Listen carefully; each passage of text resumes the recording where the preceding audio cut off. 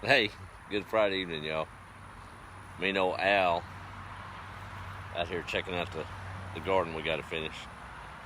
He got mighty adventures. Guess he's going ahead of the ladies, if you would. They're roaming around a little bit. Anyway, he's checking things out. Thinks he's running something. Look at him. Is that something? End of a work week, first day of June, I believe. So that means we're halfway through the year, pretty much. Well, I guess another month would be exactly halfway, right? 2018 is passing by. Hope y'all had a good work week. What's going on, Mason? Say hi to Big Al. Look at him. He's running it. He's checking things out a little bit further from the roost this evening. But had a good week here. Didn't get much done on the place like we wanted. Got some weeds pulled yesterday. If y'all didn't see that, only took me 30, 40 seconds. How about some modern technology time lapse, right? Well, we got tomatoes to plant tonight, and got some other things we'll do tomorrow. Knock the rest of this garden out with that old Georgia plow. And I've got my eye on my next clearing job. Kind of on the fence about it. Sometimes a little bit of growth is good for a barrier. Of course, things have changed in this area of town. Still a good place to live, but got a lot more houses across the street. So what used to be able to be seen through, I'm not knocking it down yet, but I think I can find a compromise between the two. Got me thinking. I told you about plums and the plum story, so I guess it'd be a good time to show it or to tell it. Let me walk around this other side. This is the road frontage. It's a busy road. Found that out the hard way several times. But hey Carolyn, how are you? So that's what stands between our place and the road. To be managed hedges, and there were some hedges like this that were really thick, and it's fun. As times change, your imagination changes. I don't even know what these are. They resemble a bridal wreath, but I don't believe that's what they are. They're kind of spindly. But they were thick over there when I was younger.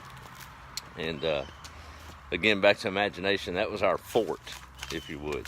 We thought it was 10,000 square foot and first class, but it probably looked pretty scraggly to adults that had lost that imagination eye. Well, Memo had 2 red plum trees in the backyard, right off the back porch, and they've long since been gone. Every year they yielded pretty much a bumper crop, and that's good eating that red plum jelly. They'd put it up, and we'd eat that on toast and biscuits all year. Well, one summer, it was rare that my cousin and I actually stayed here together. Of course, our parents lived in completely different towns, so it sometimes didn't work out. But I do remember, I think it was one weekend, and it's never good when we get together. Even to this day. Speaking of which, he's going through some life challenges right now, and don't need to know all the details, but y'all keep him in your prayers. Good guy, and like a brother to me. But I remember that year, I was staying with Memo, and he stayed the night over here. And of course, as adolescents, you're gonna get into trouble, but it was country trouble, but we sure messed up the crop. So it was about this time of the year. I know because I saw another plum tree down at my aunt's house. It's just turning red. But the plum trees were loaded. I'm talking about loaded with green plums. And we found a few on the ground, so that's where it started. And we got the bright idea to get these plums in a bucket and go, hey Joe, and go to our fort right there by the road. And there was an older man that lived across the street. And we wasn't actually aiming at the house, but we didn't have any better sense. It was dusk. So we started lobbing those green plums across that road. Wasn't throwing them at cars, just playing army, acting like they were grenades. Well, we ran out of green plums pretty quick, but we wasn't out of fun. So we went in the backyard and started shaking that tree. I'll have you know, we got every green plum off of both those trees in buckets. And probably till 9 o'clock at night, sat out there in that thing and threw plums. We didn't know what consequences were at that point, or wasn't putting it together. So we went on to bed, and that was the end of that. Next morning, the sun came up. The way it comes through that front door, when it opens in the morning, I don't know. That doesn't even make sense now because it comes up back here. But I remember vividly the sunlight was coming through the front door.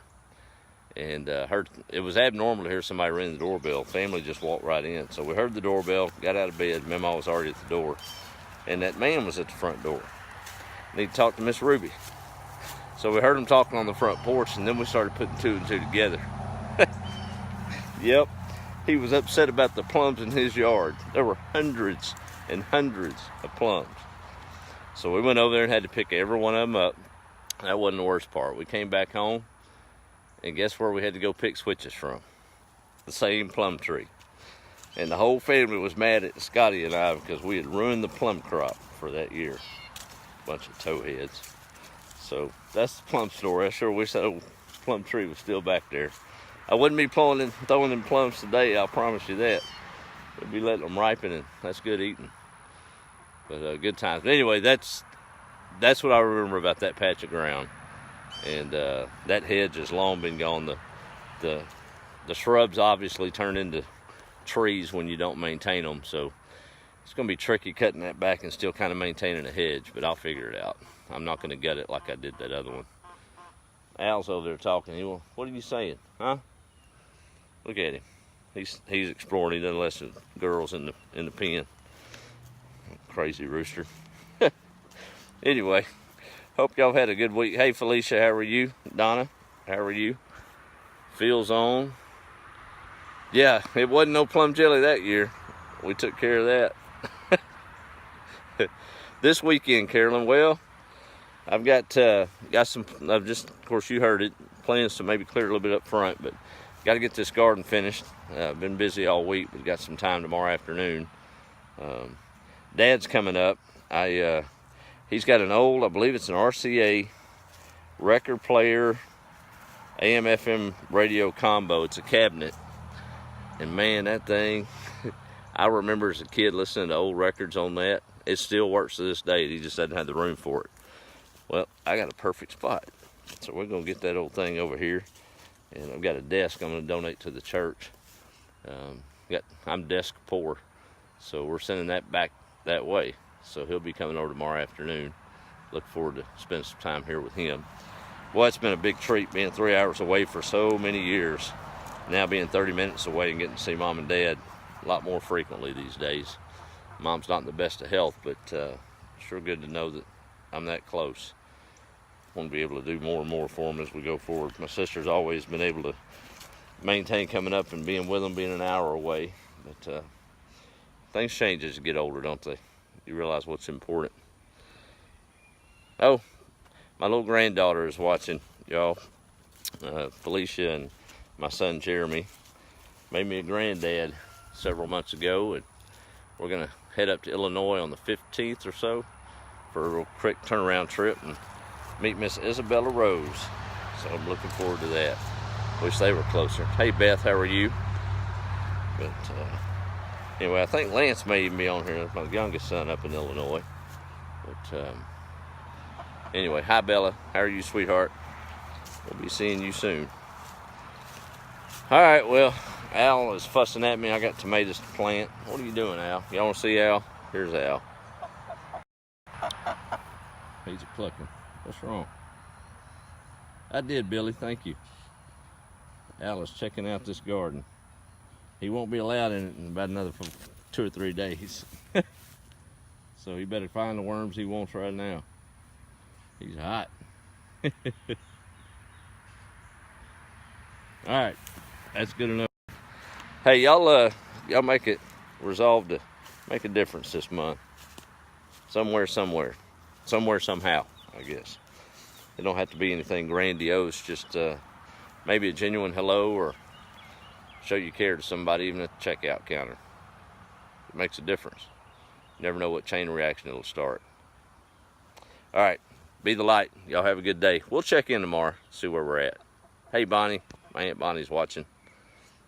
Love her to death. She can't hear like she used to, so all she can do is watch. I sure need to get these things captioned. But say hi to Aunt Bonnie. I can't type it, but All right, y'all have a good weekend, and Margaret, you too. And we'll see what we can scare up tomorrow. I'll be working on the place, so I'm sure I'll have a few things to share. If nothing else, we'll just talk to Al. He's got plenty to say, or he did. Got anything to say, Al? No. Need to put Al in Congress and keep his mouth shut. See y'all later. Have a good night.